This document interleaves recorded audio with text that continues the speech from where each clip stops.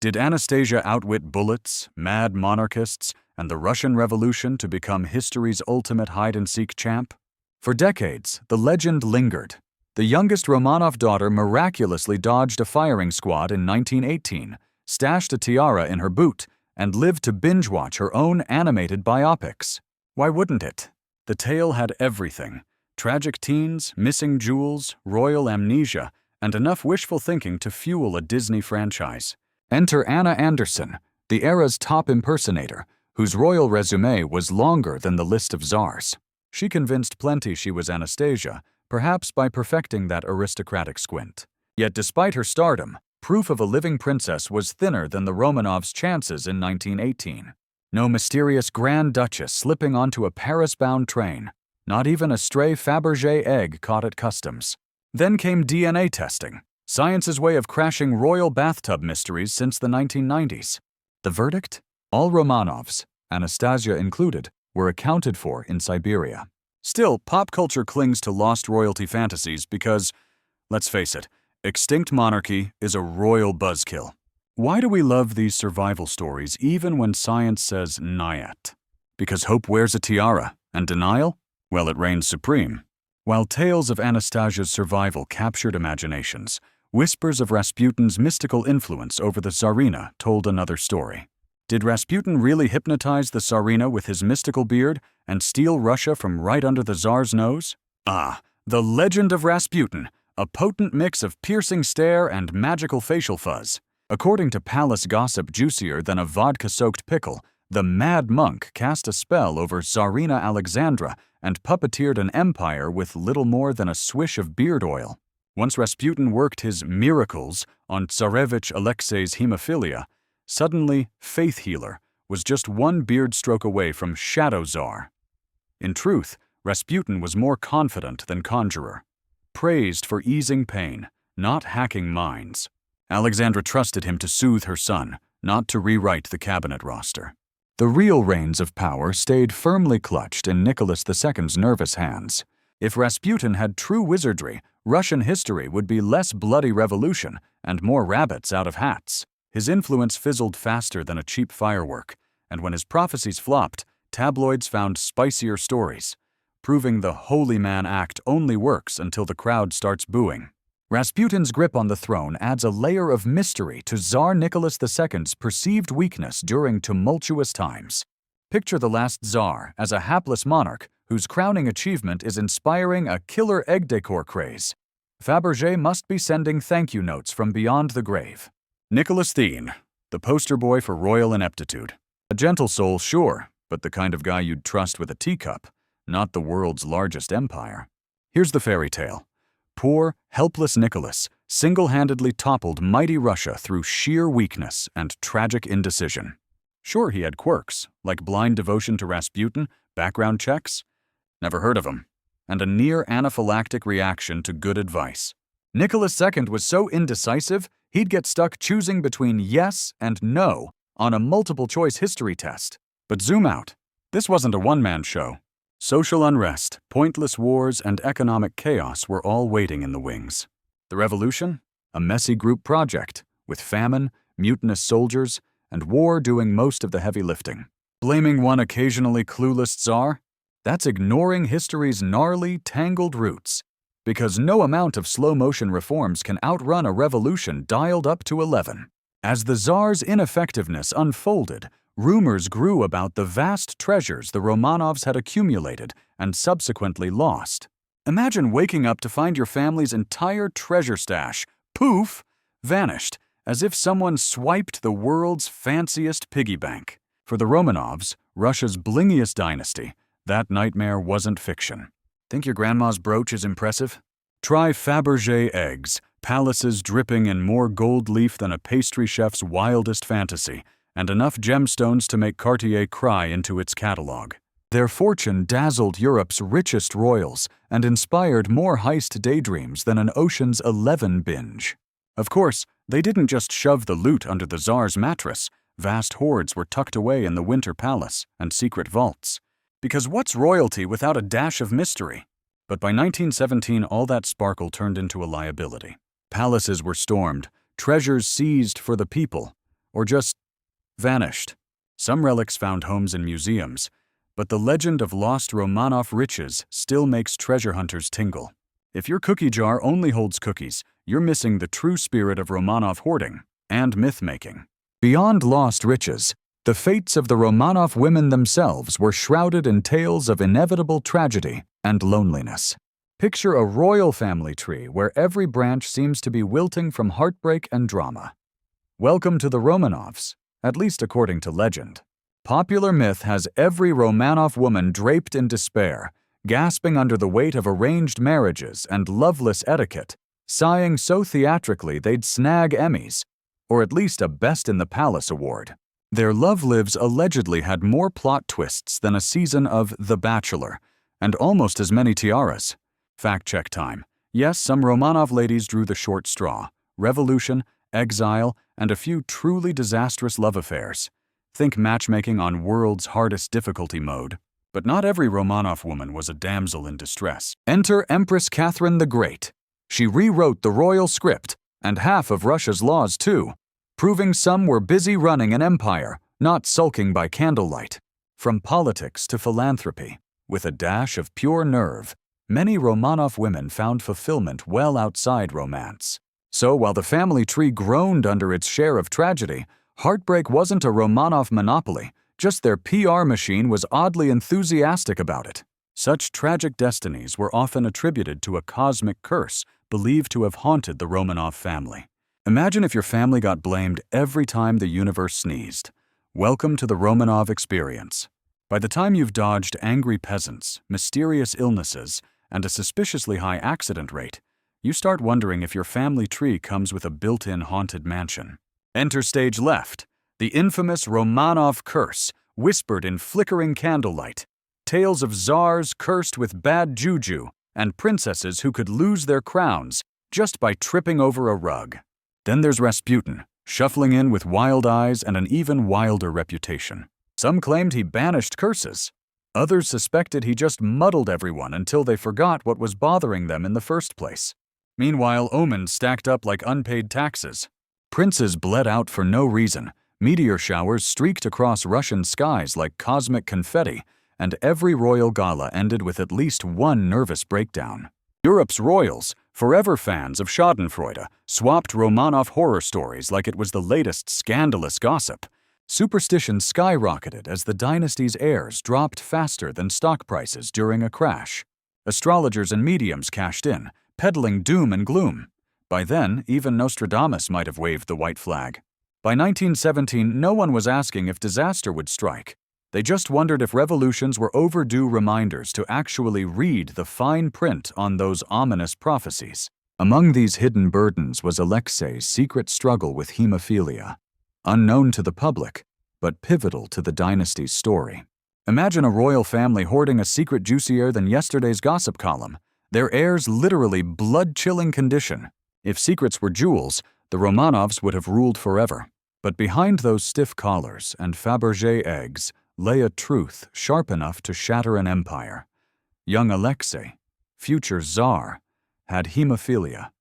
Not exactly the crown-worthy trait for a boy expected to wield a scepter, or even survive a stubbed toe. The culprit? None other than great-grandma Queen Victoria herself. Turns out, royal bloodlines are less blue-blooded and more, oops, a bit too thin. The secret was locked down tighter than a vault. Nannies, tutors, even Aunt Olga were kept in the dark. Doctors showed up like undercover agents, while the family dog probably sensed something, but was sworn to canine confidentiality. Rumors swirled. Was the Tsarevich fragile, cursed, or just allergic to state dinners? Desperate times summoned Rasputin, the empire's most unconventional home remedy. But even in a palace built on secrets, truth leaks faster than a crystal decanter at a royal banquet. Contrary to the private struggles, the Romanovs are often portrayed as indulging in lavish parties within the Winter Palace. Picture the Winter Palace as the ultimate VIP nightclub, diamonds mandatory, and the bouncers sporting medals instead of leather jackets. The public loves to imagine the Romanovs as night owl party animals, basking in a never-ending haze of champagne waterfalls and masked balls, pausing only to debate the merits of competing caviar brands. a truly scandalous kind of variety. After all, weren't every corridor twirling with gowns and every ballroom humming with music? Well, not quite. That myth of constant celebration is mostly woven from ornate portraits and court gossip that glorified rare blowouts. In reality, running an empire was their 24/7 gig. Think Imperial Inbox Zero, but with more mustaches and fewer emojis. Court etiquette was so rigid that picking the wrong fork could spark more drama than a conga line mishap. Most soirees were less wild rugger, more political chess match. Alliances forged over waltzes, treaties toasted with tepid wine. Sure, the Winter Palace had its share of opulence, but the only endless line was for the powder room. Grand dukes waiting, not grand debauchery. For the Romanovs, ordinary days meant being boxed into routines, leaving little room for impromptu dances, unless you count the dizzying paperwork waltz. After their downfall, claims arose that Bolsheviks swiftly eradicated every reminder of the Romanov era. The Bolsheviks were ruthless, sure, but did they really moonlight as secret agents, erasing Romanov selfies from history? Popular lore has it that on July 18, 1918, every royal portrait vanished in a puff of revolutionary smoke. Poof! No more Tsar photobombs. If the Bolsheviks had Photoshop, history class would be FaceApp on steroids. But reality? Way less cinematic. The truth, their cleanup was patchier than a moth-eaten fur coat. Instead of torching every trace, Soviet officials meticulously cataloged Romanov bling, palaces, and paintings, while propaganda cast the czars as villains. Portraits survived, in dusty archives and tucked behind babushkas' teapots. Meanwhile, Romanov loyalists weren't just sitting on their royal thumbs. They spirited away jewels and memories across Europe like confetti at a royal wedding. The murder site? Awkwardly unhidden, eventually becoming a clumsy sightseeing spot. Tourist traps, imperial style. So wiping out the Romanovs completely? That would have taken more red ink than a Lenin manuscript. Turns out, revolutionary secrecy isn't quite on par with your average grandma's attic hoarding. However, some argue that it was the Romanovs' own errors, rather than external forces, that sealed their fate. Blame it on the Bolsheviks, blame it on Rasputin. But maybe the Romanovs just needed a mirror. The classic tale paints them as innocent royals, torn apart by shadowy villains lurking in the palace corridors. The myth insists the Romanovs were mere puppets, their strings yanked by dark forces. But let's be honest, if doing nothing were an Olympic sport, Russia's last czars would have hauled home the gilded samovar. Decades of dubious decisions, Nicholas II treating statecraft like a high-stakes game of Risk, rolling dice, and losing Poland, didn't exactly lay a foundation for empire.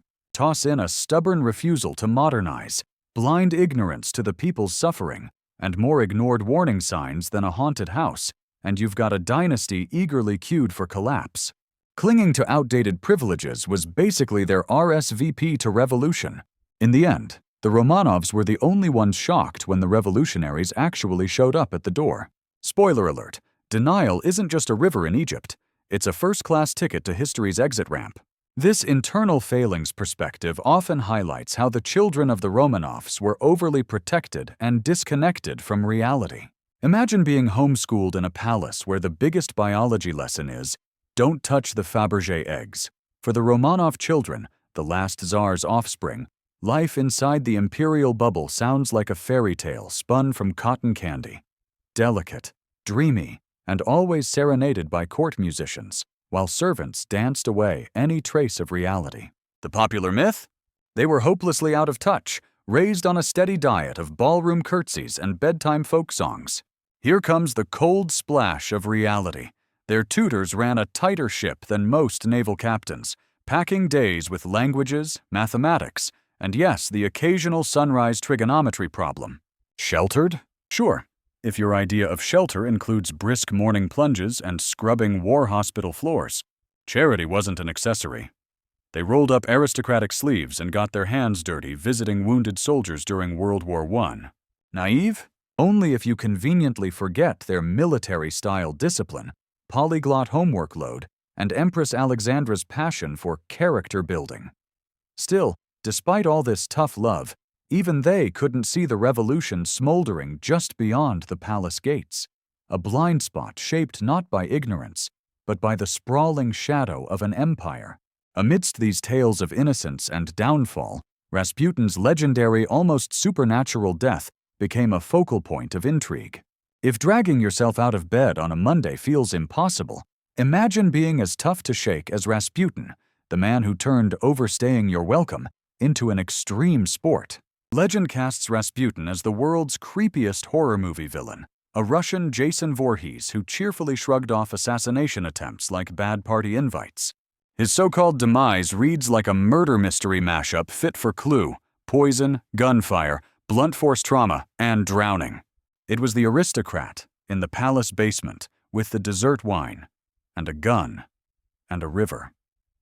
His enemies were convinced this bearded oddball was immortal, claiming he downed enough cyanide to topple a Cossack's horse.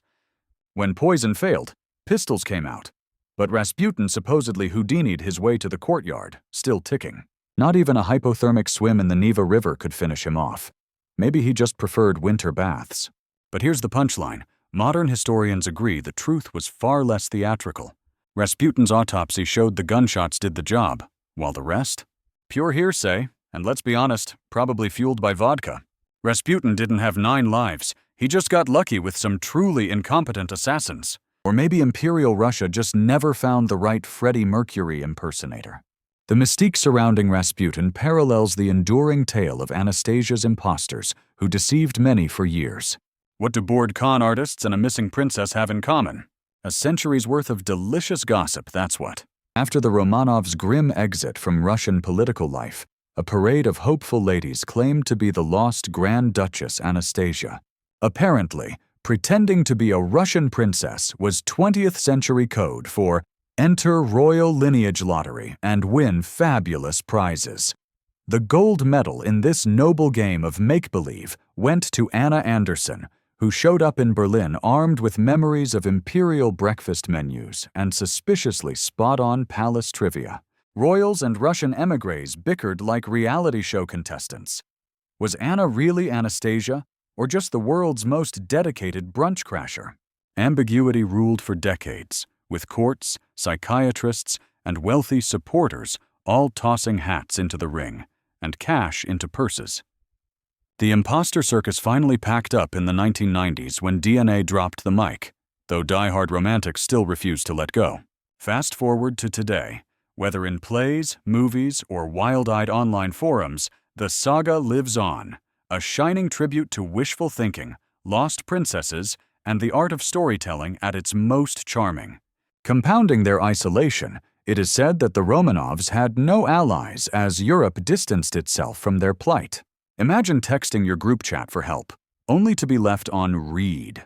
That's basically what happened to the Romanovs, whose royal SOS echoed across Europe and fizzled like a sad WhatsApp notification. The popular myth claims that, on the eve of their downfall, the Russian imperial family was friendless, continental royals shutting the door as if the Romanovs had tried to smuggle borscht into a black-tie caviar gala. In reality, royals related to Tsar Nicholas II were scattered across Europe like an awkward family reunion photo. But when revolution knocked, family loyalty came with a shockingly low mileage warranty. Lookalike cousin George V of Britain? Privately agonizing, publicly MIA. Let's just say British politics and potential riots didn't make for a cousin sleepover. France and Germany were busy dodging their own guillotines, while Sweden, ever polite, didn't even offer a cozy IKEA guest room. Romanov group texts, 0 replies, 100 years later, and still waiting. Blood may be thicker than water, but it's a mere trickle compared to political self-preservation, especially with World War I cluttering everyone's calendars. In the end, European leaders wrung their hands and hit mute, leaving Russia's last Tsar to fade into ghostly silence. Yet, unlike their estranged position in Europe, the House of Romanov prided itself on its pure Russian lineage. Think the Romanovs were 100% Russian, with just a pinch of borscht? Think again. This dynasty's family tree was a rambunctious European hedgerow gone wild. The classic image casts the Romanovs as the ultimate blueprint for Russian royalty, but that's about as authentic as a Matryoshka doll stamped "Made in Bavaria." Sure, Michael I kicked things off in 1613 with bona fide Russian noble blood, But by his grandkids' generation, marital alliances had the family tree chatting in half a dozen languages. Fast forward a couple centuries, and Romanov weddings looked more like international summits. Germans, Danes, and the occasional British import, all angling for the bouquet. By the time Nicholas II donned the crown, the family veins ran more Wurst than Borscht. Family reunions required translation apps, not genealogy charts. Letters zipped around in courtly French and stately German. Russian was saved for proclamations or the occasional dramatic poem. So next time someone swears the Romanovs defined pure Russian, remember? By then, Tolstoy's novels felt more Russian than the Tsar's family album. Turns out, real power isn't just dynastic. It's diplomatic, multilingual, and surprisingly sausage-flavored. Despite their noble bloodline, the Romanov legacy is believed to have utterly vanished with their tragic deaths. Imagine a royal saga so epic, people are still binge-watching dramas about it a century later. The Romanovs, the original binge-worthy dynasty, way before Netflix was even a twinkle in the Tsar's monocle. Popular myth says the Romanovs vanished without a trace after 1918, as if Tsar Nicholas II and his family disappeared down the same mysterious black hole as your missing socks. The reality? A far darker ending. Execution during the Russian Revolution. No encore. But hey, nothing spins the rumor mill like a royal whodunit. For decades, whispers of surviving Romanovs, especially the elusive Anastasia, kept tabloid writers and armchair detectives busy. Plot twist. DNA confirmed the grim finale. Almost all direct heirs were gone for good, dashing any hopes of a Romanov reboot. Some distant cousins still roam Europe today. Forget palaces and Fabergé eggs. They're just thrilled to inherit the family vodka recipes, and maybe the occasional ballroom waltz.